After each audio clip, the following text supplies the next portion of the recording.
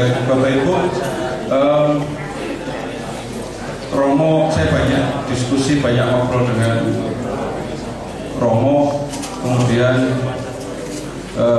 Romo minta kalau ada yang perlu disampaikan untuk saran, karena sekolah ini masih baru, sampaikan saja.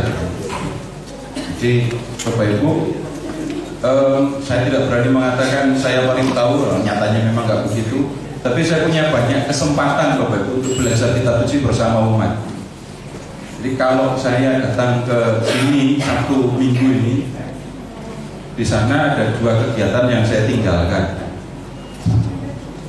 Sabtu pagi itu ada kursus kitab suci di satu, untuk keuskupan sebenarnya.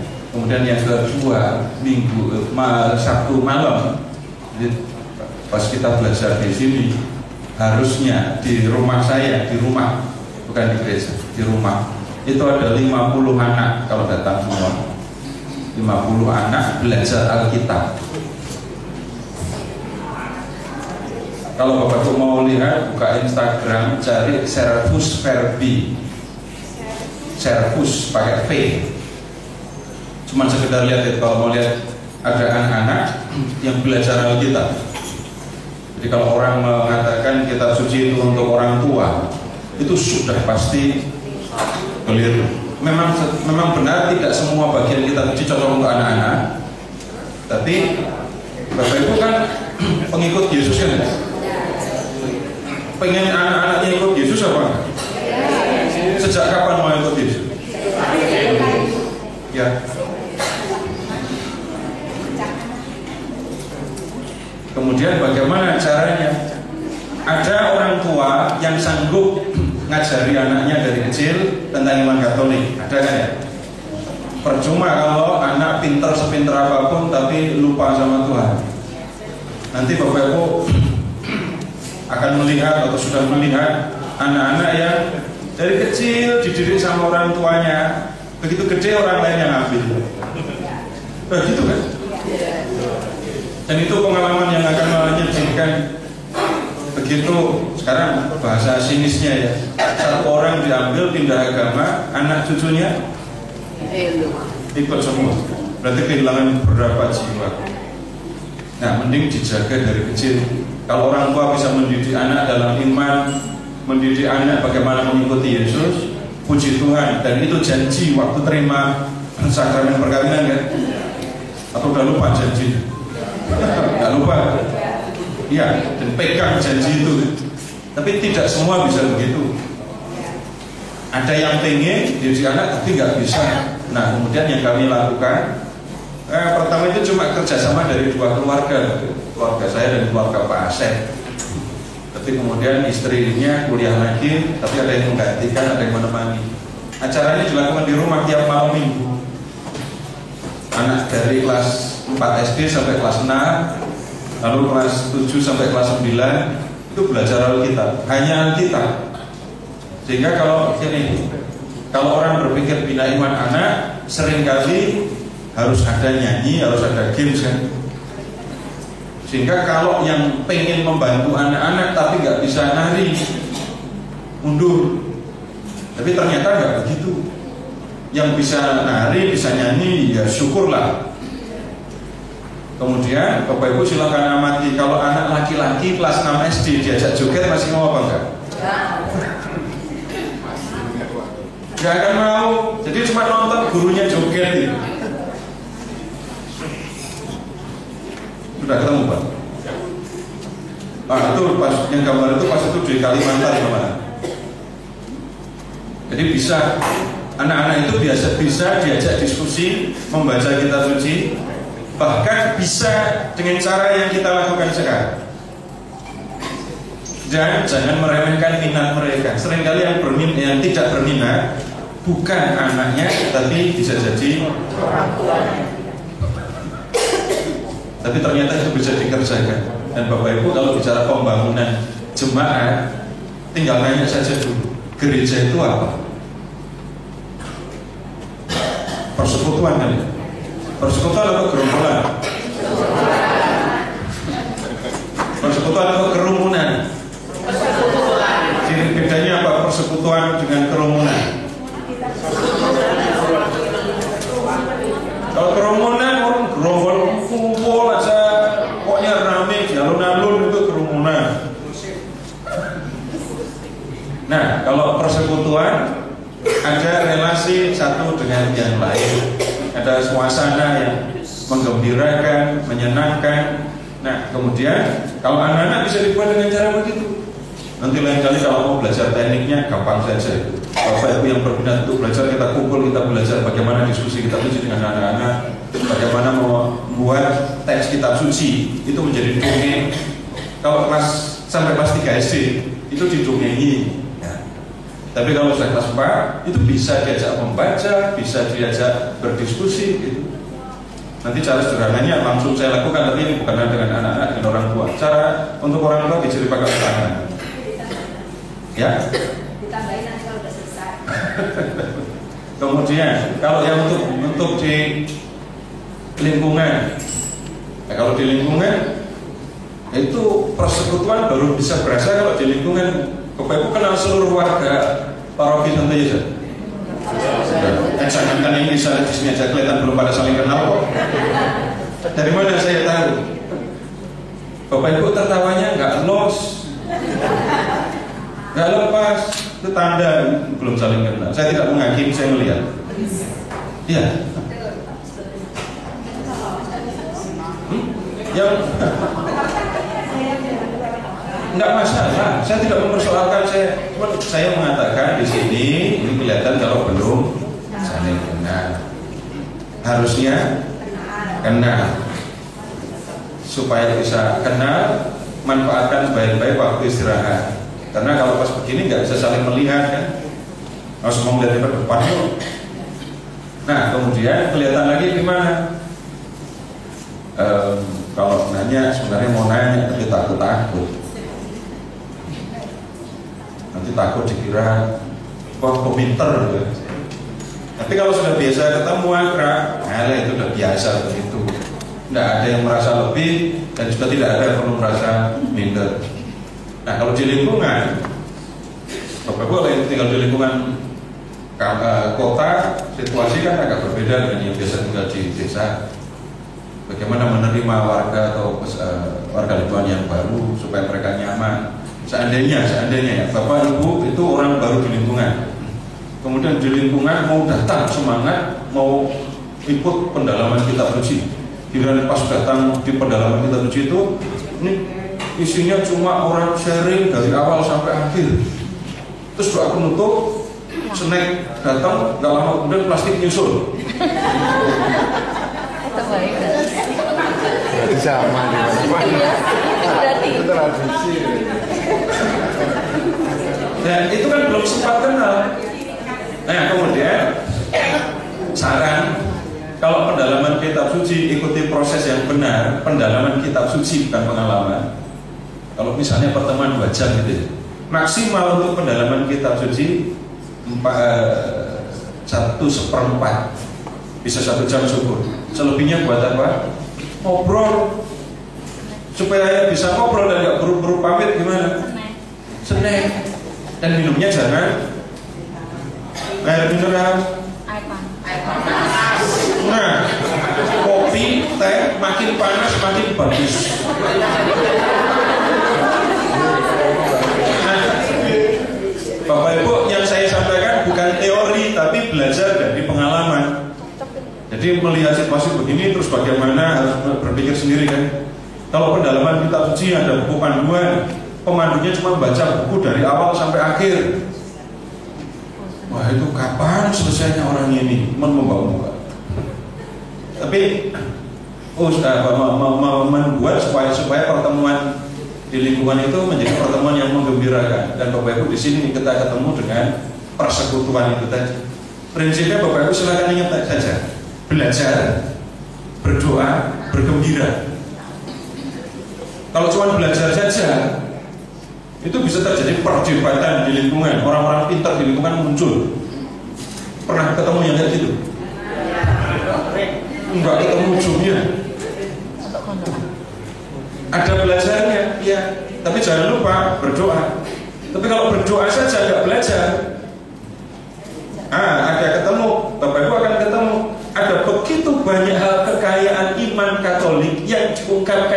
berdoa, tapi umat Katolik banyak nggak paham. Ambil contoh, Bapak Ibu ada yang dari kecil sudah Katolik? Dan banyak ya. Saya tanya, waktu kecil sudah rosario atau belum? Ya, pokoknya sudah atau belum gitu ya? Ada yang sudah ya? Yang sudah, tolong jawab. Waktu kecil rosario sudah ada intensi atau belum? Belum kan?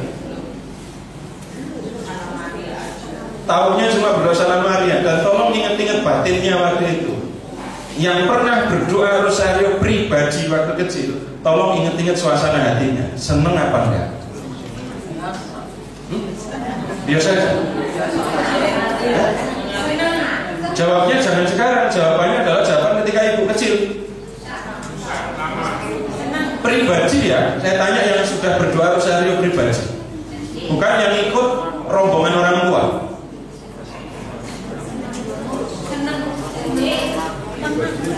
Sedih? Kenapa kok sedih?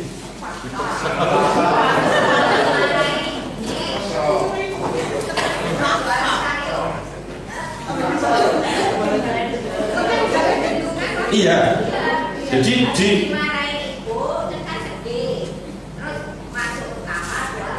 itu malah tunggu dulu. Ini tunggu dulu. Sedihnya bukan karena doa rosario kan? Nah, itu.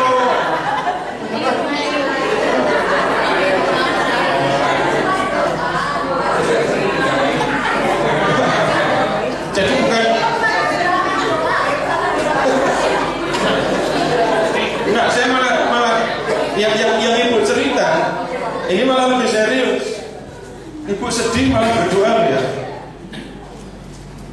Bukan sedih terus banting pintu kan? Nah, oh gimana banting pintu dulu baru aku rosario. Nah, kalau sudah pernah berdoa dengan sedih, tolong ingat lagi ibu. Itu doanya serius apa enggak? Serius. Nah, ada intensinya enggak? Waktu kecil sudah ada intensi. Tunggu dulu. Waktu kecil sekarang intensi itu apa? Ya, waktu kecil sudah ngerti tentang doa itu memohon. Rosario luar biasa. Oh, jangan itu jawaban sekarang. Jawaban waktu kecil.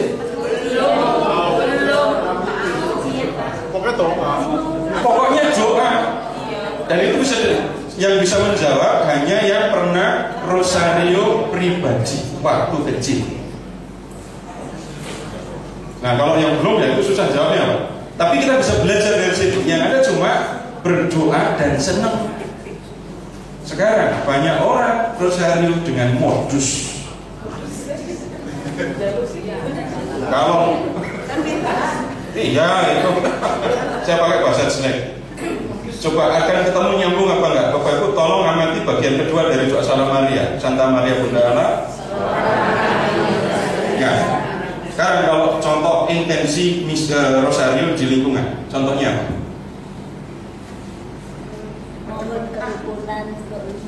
Mohon kerukunan untuk lingkungan. Terus apa lagi? Penyertaan anak. Anak mau ujian. Akrab sesama warga. Terus apa lagi? Doakan Romo. Jawab yang sudah dilakukan loh ya, bukan nyari izin ya. Mendoakan yang sakit. Mendoakan yang meninggal. Doakan yang meninggal. Mendoakan yang belum ikut aku. Ya, sekarang tolong amati Bapak Ibu. Doakan kami yang berdosa. Kalau saya mengatakan Bapak Ibu doakan saya yang lapar ini supaya apa? Tahu-tahu didoakan jadi kenyang. Kalau ada yang sakit, Bapak Ibu doakan saya yang sakit ini, tujuannya apa? Doakan saya yang berdosa ini supaya apa? Nah, pertanyaan saya, Ibu, Bapak menjawab, mikir dulu atau spontan sebenarnya? Waktu doa rosario, doa Salam Maria, Bunda Maria, doakan saya yang berdosa ini, intensinya apa? Nyambung nggak dengan doa? Tidak. Itu kita berdoa sungguh-sungguh loh ya. Benar gitu, saya nggak ragu-ragu dengan kalau orang Katolik berdoa. Tapi doa itu sendiri jarang dipelajari. Bapak Ibu doa Angelus? Ya. Marilah berdoa, ya Allah.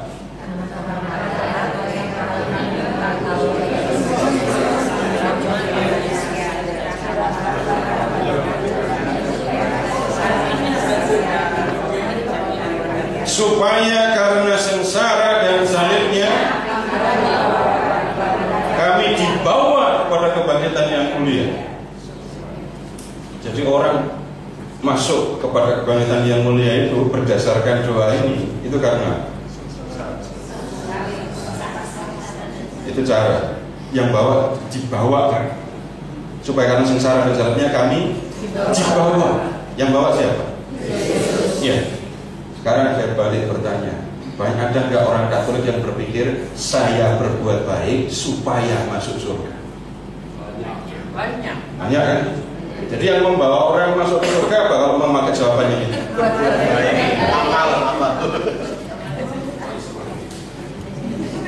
Kalau orang dengan berbuat baik bisa masuk surga, baik.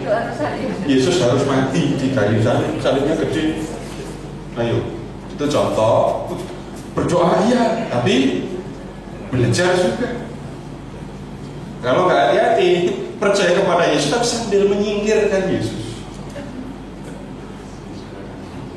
Itu saya tidak mempersoalkan, tapi saya mengajak Bapak Ibu untuk melihat kelemahan umat Katolik itu seringkali di bagian belajar, pengetahuan, ilmu iman. Jadi kalau ilmunya kurang, doanya juga, perilaku juga bisa kurang. Oh, yang penting kan berbuat baik. Tunggu dulu. Berbuat baik itu sama-sama ikut kursus kitab suci, sama-sama belajar kitab suci, itu kan motivasi bisa beda-beda kan? Betul, dari ada yang positif sekali pengen tahu tentang Tuhan dan seterusnya. Ada yang Sabtu Minggu itu biasanya cucu datang, saya nggak mau repot.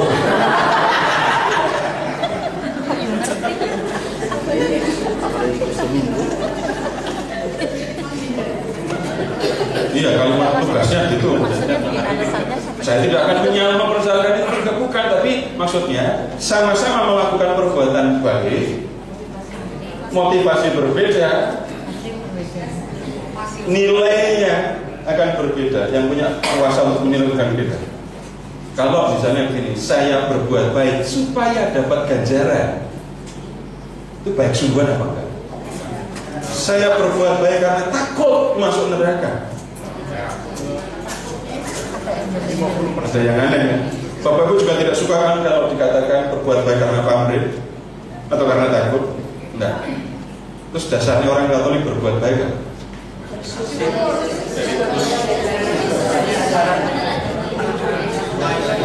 Itu yang Bapak Ibu nyanyikan waktu Kamis Putih. Ayo, Kamis Putih nyanyi apa? Yang pas Romo nyuci kaki. Yang ada perintah barunya itu lah.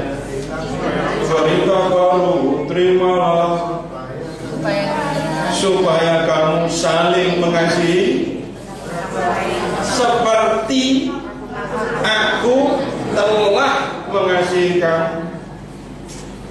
Itu Yohanes 13 dan 15. Itu kan tidak didiskusikan.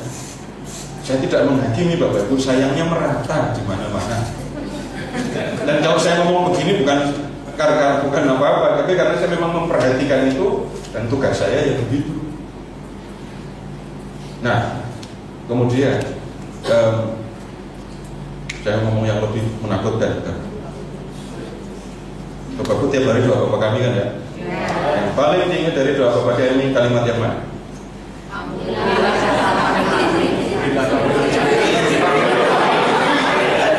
Ya sudah bicara tentang ampunilah kami, Bapak Ibu perhatikan usianya.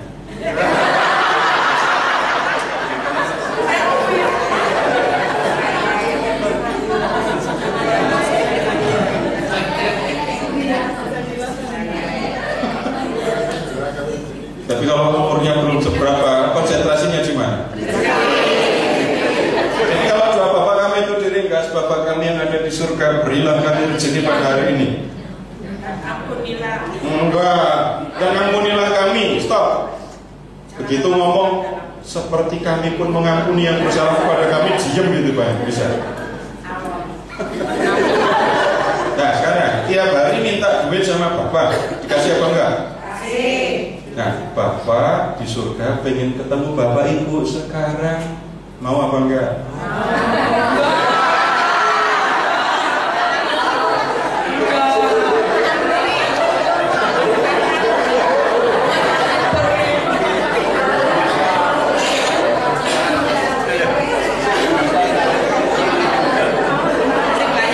Waktu tiap hari berdoa Bapak kami nggak dikasih berani marah. Disuruh ketemu, kenapa kok nggak mau? Mati deh. Semua pasti harus mati, nggak usah khawatir. Siapa duluan itu perkara lain. Tapi kenapa kok takut? Belum siap. Kenapa kok belum siap? Masih banyak dosa. Targetnya mau berdosa sampai umur berapa? Umur nambah itu dosanya makin banyak atau makin dikit?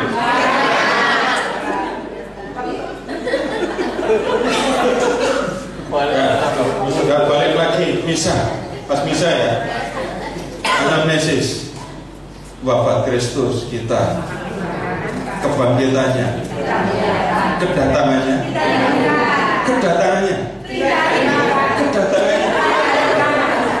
berarti Bapak Ibu mengatakan aku rindu Tuhan datang. Gitu kan? Itu ngomongnya serius gak waktu itu? Balik lagi Bapak Ibu, saya mengatakan kekayaan iman Katolik banyak disimpan di dalam doa, di dalam ibadah. Tapi seringkali itu tidak dipelajari. Karena tidak dipelajari terus, setelah nggak paham, nggak ada pengaruh dalam kehidupan iman. Dan nanti lain kali diskusi belajar yang seperti itu. Di lingkungan juga harus belajar. Jadi komunitas yang belajar, jadi belajar berdoa dalam suasana gembira. Dan Bapak Ibu, ya itu kalau di kelompok ini di komunitas itu, ya usahakan supaya kenal satu sama lain, bagaimana suasana dibangun dan seterusnya. Dan tolong hindari gosip nggak apa-apa. Yang digosipin laki-laki berambut panjang brewok. Itu yang harusnya dijadikan bahan omongan. Yang dihindari itu, maaf ya, saya nggak tahu, tapi saya pengalaman menunjukkan ada orang-orang yang punya dalam arti tertentu rusak hubungan satu dengan yang lain, bukan karena yang ngajar, tapi ketika berrelasi satu sama lain. Termasuk kalau ada yang suka ngutang,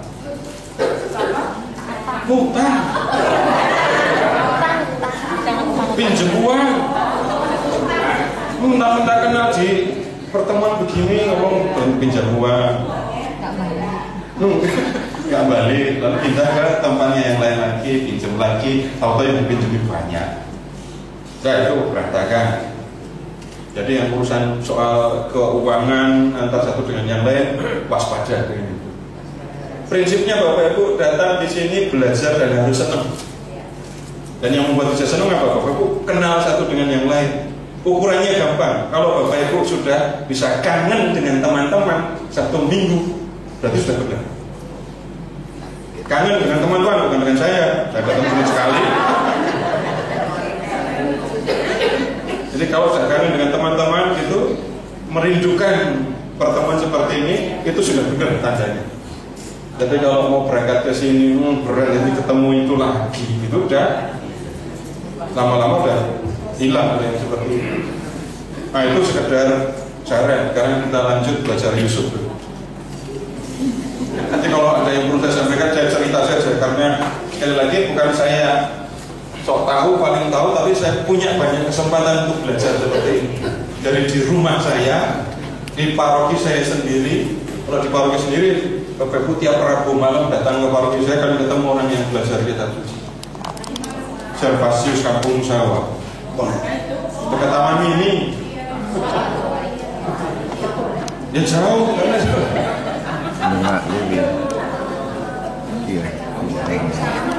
jadi isinya paroki ini orang Betawi. Kan muter kanan kiri. Nah, kita lanjutkan cerita. Nanti kalau ada yang perlu ditanyakan silahkan. Tapi itu kejadian beberapa 42 ya.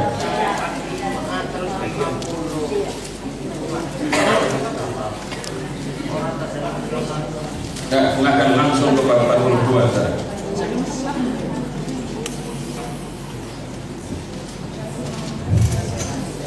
Setelah Yakub mendapat kabar bahwa ada gandum di Mesir, berkatalah ia kepada anak-anaknya, "Mengapa kamu berpandang-pandangan saja? Lagi katanya, telah kudengar bahwa ada gandum di Mesir. Pergilah ke sana dan belilah gandum di sana untuk kita, supaya kita tetap hidup dan jangan mati." Lalu pergilah 10 orang saudara Yusuf untuk membeli gandum di Mesir. Tetapi Yakub tidak membiarkan Benyamin, adik Yusuf, satu ibu ini ya, pergi bersama-sama dengan saudara-saudaranya, sebab pikirnya jangan-jangan ia ditimpa kecelakaan nanti. Jadi di antara orang yang datang membeli gandum terdapat juga anak-anak Israel, sebab sebab ada kelaparan di tanah Kanaan. Sementara itu Yusuf telah menjadi mangku bumi di negeri itu. Dialah yang menjual gandum kepada seluruh rakyat negeri itu. Jadi ketika saudara-saudara Yusuf datang, kepadanya lah mereka menghadap dan sujud dengan mukanya sampai ke tanah. Ketika Yusuf melihat saudara-saudaranya, segeralah mereka dikenalnya, tetapi ia berlaku seolah-olah ia seorang asing kepada mereka. Bapak Ibu tolong bayangkan perasaan Yusuf. Masa sedih? Bapak Ibu ketemu dengan orang yang pernah menyakiti Bapak Ibu. Tunduk itu karena dia kan ngadep Yusuf mangku bumi. Saudara-saudara nggak tahu kalau itu Yusuf, nggak tahu kan? Tapi ngadep sama pejabat.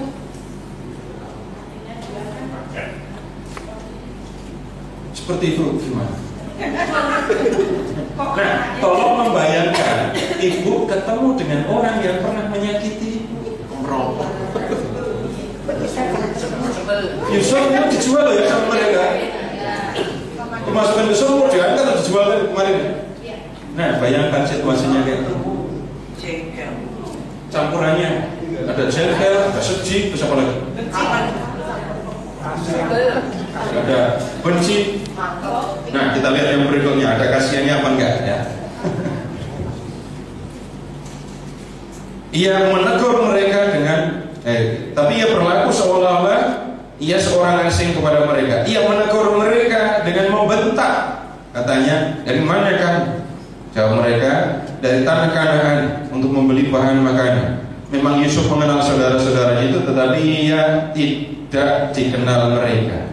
Lalu teringatlah Yusuf akan mimpi-mimpinya tentang mereka. Berkatalah ia kepada mereka, "Kamu ini pengintai. Kamu datang untuk melihat-lihat di mana negeri ini tidak dijaga." Jawab mereka, "Tidak, tuanku. Hanyalah untuk membeli bahan makanan hamba-hambamu ini datang. Kami ini sekalian anak dari satu ayah. Kami ini orang jujur. Hamba-hambamu ini bukanlah pengintai." Tetapi ia berkata kepada mereka, "Tidak, kamu datang untuk melihat-lihat di mana negeri ini tidak dijaga." Lalu jawab mereka, "Hamba-hambamu ini 12 orang. Kami bersaudara, anak dari satu ayah di tanah Kanaan, tetapi yang bungsu sekarang ada pada ayah kami, dan seorang sudah tidak ada lagi." Bapak perhatikan, seorang sudah tidak ada lagi. Mendengar itu, nah, perasaan ini hati Yusuf gimana? Sedih, sakit hati, jengkel. Lalu kata Yusuf kepada mereka, "Sudahlah, seperti telah kukatakan kepadamu tadi, kamu ini pengintai. Dalam hal ini juga kamu harus diuji demi hidup Firaun. Kamu tidak akan pergi dari sini jika saudaramu yang bungsu itu tidak datang kemari." Bapak nanti akan melihat sebenarnya maksud Yusuf ini apa.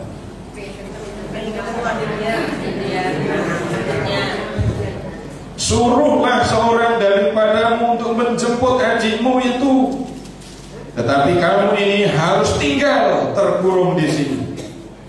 Dengan demikian perkataanmu dapat diuji apakah benar, dan jika tidak, demi hidup Firaun, sungguh-sungguhlah kamu ini pengintai. Dan dimasukkannya mereka bersama-sama ke dalam tahanan 3 hari lamanya. Jadi 10 orang saudara Yusuf tadi dimasukkan ke dalam penjara sampai 3 hari. Kalau Bapak Ibu dulu mungkin pernah mendengar Yusuf mengampuni, tidak serta-merta. Kita lihat proses. Kemudian pada hari yang ketiga berkatalah Yusuf kepada mereka, buatlah begini, maka kamu akan tetap hidup. Aku takut akan Allah. Jika kamu orang jujur, biarlah dari kamu bersaudara tinggal seorang terkurung di dalam rumah tahanan. Tetapi pergilah kamu, bawalah gandum untuk meredakan lapar seisi rumahmu. Tetapi saudara yang bungsu itu haruslah kamu bawa kepadaku, supaya perkataanmu itu ternyata benar dan kamu jangan mati. Demikianlah dia perbuat mereka. Mereka berkata seorang kepada yang lain, betul-betul kita telah menanggung akibat dosa kita terhadap adik kita itu. Bukankah kita melihat bagaimana sesak hatinya ketika ia memohon belas kasihan kepada kita, tetapi kita tidak mendengarkan permohonannya. Dari sini kita tahu Bapak Ibu, waktu Yusuf dimasukkan ke sumur dan kemudian dijual, memohon sesak hati itu gimana? Enggak cukup kan menggunakan kata sedih. Bapak Ibu tahu berapa macam jenis kesedihan?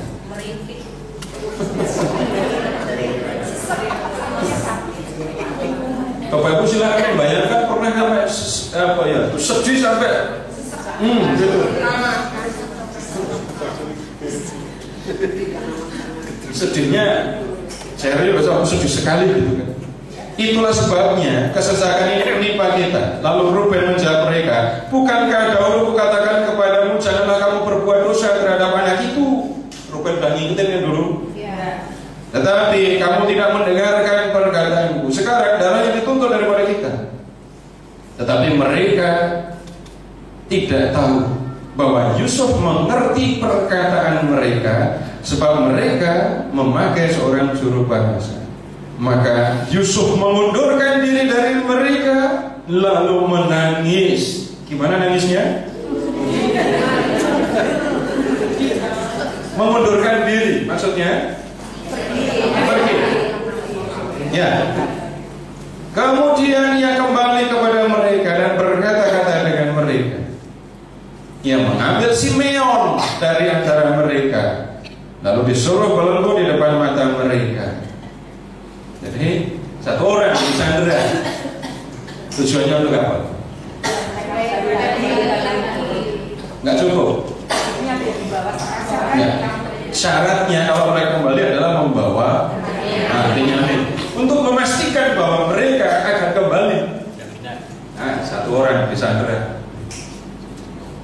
Nah, Bapak Ibu akan ketemu suasana batin Yusuf antara sedih, kasihan, terus senang, ada lagi jengkel, marah, kangen.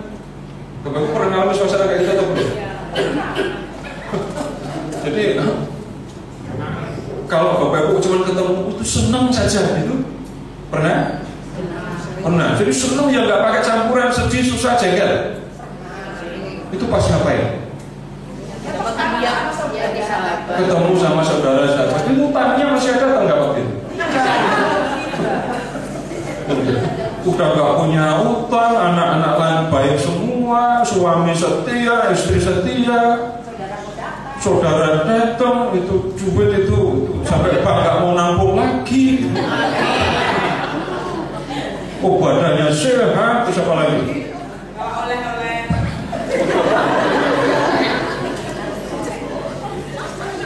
Nah, yang kita temukan di sini campuran perasaan macam-macam dalam diri Yusuf. Nah, kemudian sesudah itu Yusuf memerintahkan bahwa tempat gandum mereka akan diisi dengan gandum dan bahwa uang mereka masing-masing akan dikembalikan ke dalam karungnya, serta bekal mereka di jalan akan diberikan kepada mereka. Nah, ada kasihannya kan di situ. Nah, kemudian sesudah itu mereka memuat gandum itu ke atas keledai mereka dan seterusnya. Kemudian 43 sekarang. Ayat 1. Tetapi hebat sekali kelaparan di negeri itu. Dan setelah gandum yang dibawa mereka dari Mesir habis dimakan, berkatalah ya mereka, pergilah pula membeli sedikit bahan makanan untuk kita. Tetapi Yehuda, masih ingat Yehuda? Dia yang punya usul ide untuk menjual Yusuf. Yehuda menjawabnya, orang itu telah memperingatkan kami dengan sungguh-sungguh, kamu tidak boleh melihat mukamu jika adikmu itu tidak bersama-sama dengan kamu. Bapaknya kan keberatan. Lihat Bapak Ibu ayat 6. Lalu berkatalah Israel, mengapa kamu mendatangkan malapetaka kepadaku dan memberitahukan kepada orang itu bahwa masih ada adikmu seorang? Jawab mereka, orang itu telah menanyai kami dengan seksama tentang kami sendiri dan tentang sanak saudara kita. Masih hidupkah ayahmu? Adakah adikmu? Dan seterusnya. Lalu ayat 8 Bapak Ibu. Lalu berkatalah Yehuda kepada Israel ayahnya, biarlah anak itu pergi bersama-sama dengan aku, maka kami akan bersiap dan pergi supaya kita tetap hidup dan jangan mati, baik kami maupun engkau dan anak-anak kami. Akulah yang menanggung dia. Engkau boleh menuntut dia daripadaku. Jika aku tidak membawa dia kepadamu dan menempatkan dia di depanmu, maka akulah yang akan berdosa terhadap engkau untuk selama-lamanya. Yehuda yang dulu punya ide menjual Yusuf sekarang bisa ngomong begitu. Kenapa? Ya, ingat bab 38 yang Yehuda dan Tamar. Dia ngalami bagaimana kehilangan anak itu rasanya seperti apa.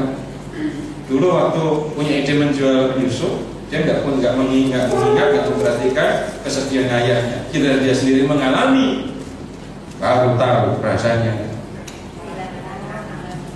Dan akhirnya ini si Yakub mengizinkan anak-anaknya pergi.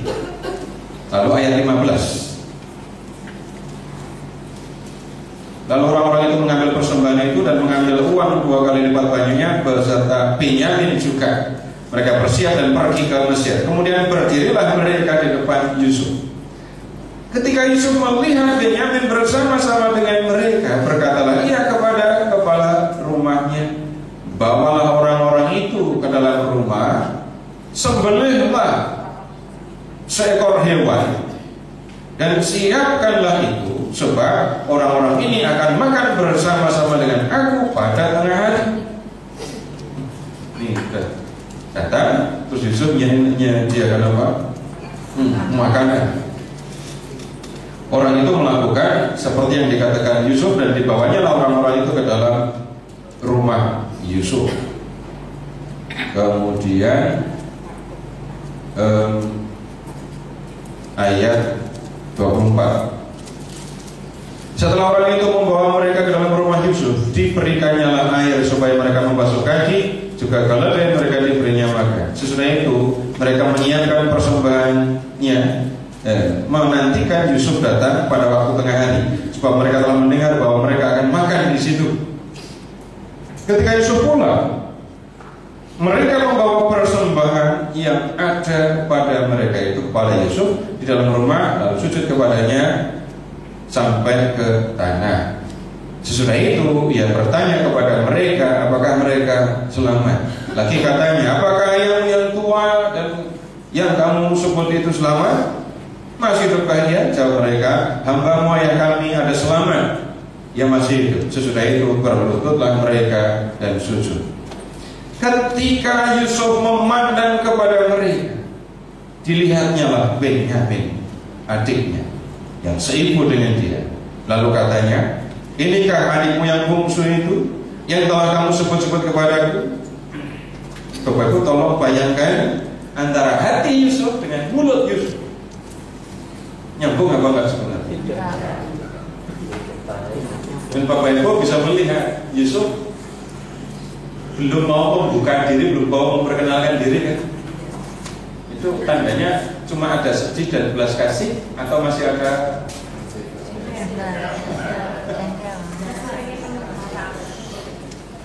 terus berikutnya lagi katanya, Allah kiranya memberikan kasih karunia kepadamu anakku. Mulutnya ngomong anakku, batinnya sebenarnya ngomong apa? Kan adikku. Lalu segeralah Yusuf pergi dari situ, sebab hatinya sangat terharu merindukan adiknya. Lalu dicarinya lah tempat untuk menangis. Lalu ia masuk ke dalam kamar, lalu menangis di situ. Yang ini nangisnya kenapa?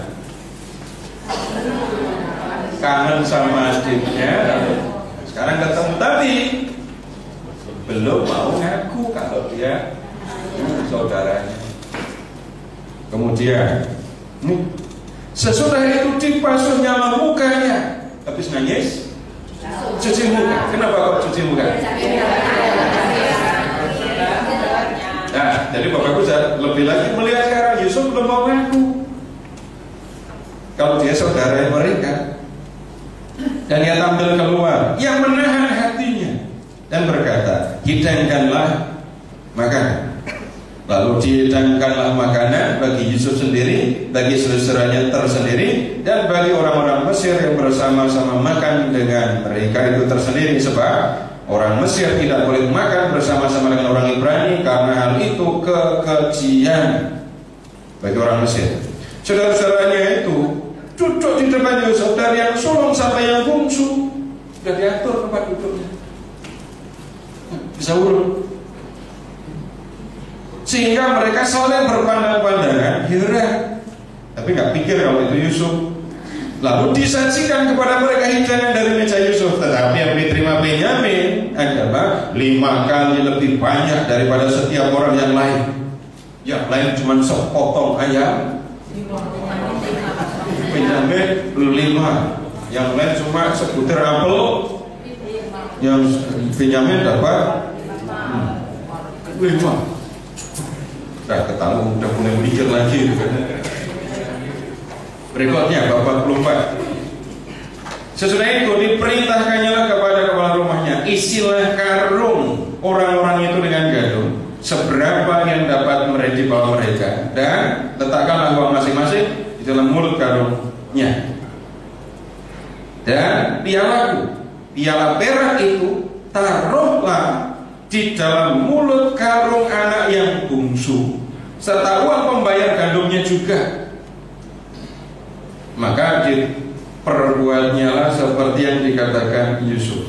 Ketika paginya hari terang, tanda orang melepas mereka beserta keledai mereka.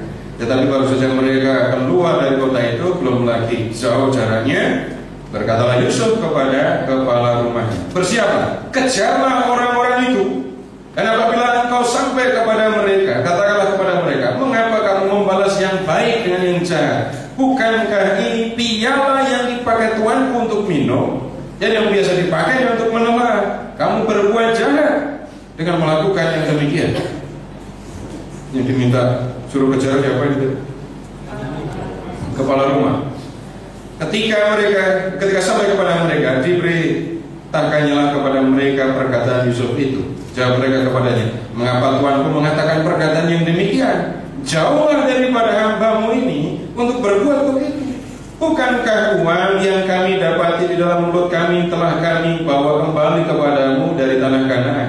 Masakah kami mencuri emas atau perak dari rumah Tuhan? Pada siapa dari hamba-hambamu ini kedapatan piala itu, biarlah ia mati. Juga kami ini akan menjadi budak Tuhan. Kalau kami sampai nyuri piala itu, dan yang nyuri mati, yang lain jadikan budak. Sesudah itu berkatalah ia, usulmu baik, tetapi pada siapa kedapatan piala itu, hanya dialah yang akan menjadi budakku dan kamu yang lain akan bebas dari salah. Nah, sekarang pikirkan niat Yusuf itu ngapain?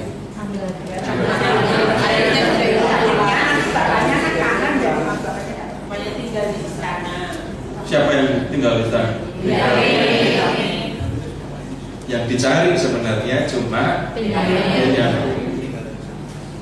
Saudara-saudaranya sudah pulang dah. Kenapa Pak yang dicari Benyamin? Ya, ini saudara saya.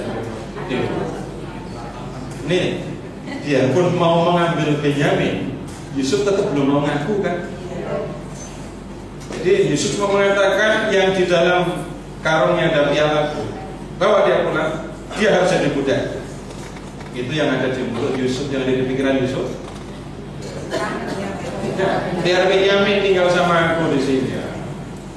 Nah, kemudian ketahuan kalau Yusuf, kalau Benyamin itu yang dalam karungnya ada piala. Maka kedapatlah piala itu di dalam karung Benyamin. Lalu ayat 13, mereka mengoyakkan jubahnya dan masing-masing memuati keledainya, dan mereka kembali ke kota. Balik. Kemudian sekarang Bapak Ibu, mereka ketemu dengan Yusuf kan? Sekarang ke ayat 18. Lalu tampillah Yehuda. Ingat tadi dia janji sama bapaknya. Nah, dia melakukan itu, mendekati Yusuf dan berkata, mohon bicara tuanku, izinkanlah kiranya hambamu ini mengucapkan sepatah kata, dan seterusnya. Kemudian dia cerita tentang ayahnya. Berikutnya, tolong lihat yang ini masih di dalam pembelaan Benyamin, ayat 22. Tetapi jawab kami kepada tuanku, anak itu tidak dapat meninggalkan ayahnya, sebab jika ia meninggalkan ayahnya, tentu ayah kami ini mati. Berikutnya sekarang ayat 29.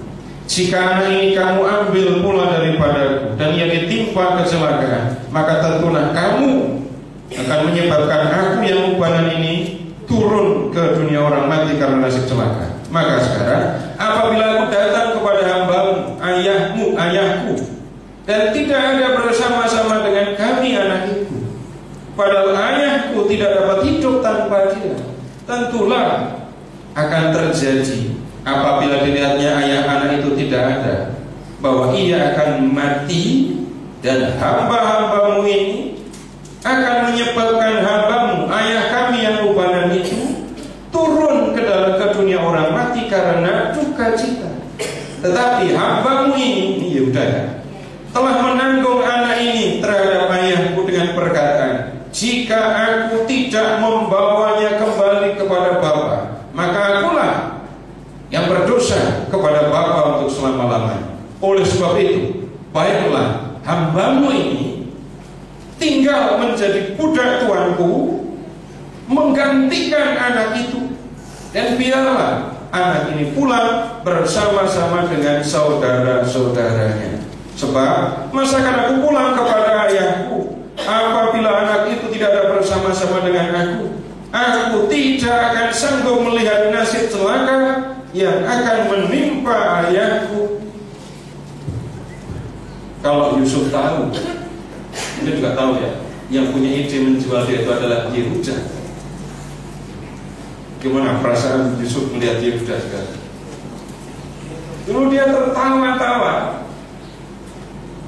ketika Yusuf dijual, nggak peduli sama ayahnya. Sekarang dia berubah, dia mau menggantikan Benyamin, gitu kan? Dan dia tidak ingin bapaknya mati karena sedih. Bapak Ibu sudah ketemu Yusuf nangis berapa kali? 3. Kata menangisnya 3, tapi nangisnya 2. Ya kan? Yang pertama nggak pakai cuci muka, ya.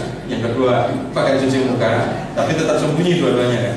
Nah, 45 ayat 1. Ketika itu Yusuf tidak dapat menahan hatinya lagi di depan semua orang yang berdiri di dekatnya. Lalu berserulah ia, suruhlah keluar semua orang dari sini. Maka tidak ada seorang pun yang tinggal di situ bersama-sama dengan Yusuf ketika ia memperkenalkan diri kepada saudara-saudaranya. Setelah itu menangislah ia keras-keras. Ini nangisnya keras dan sembunyi.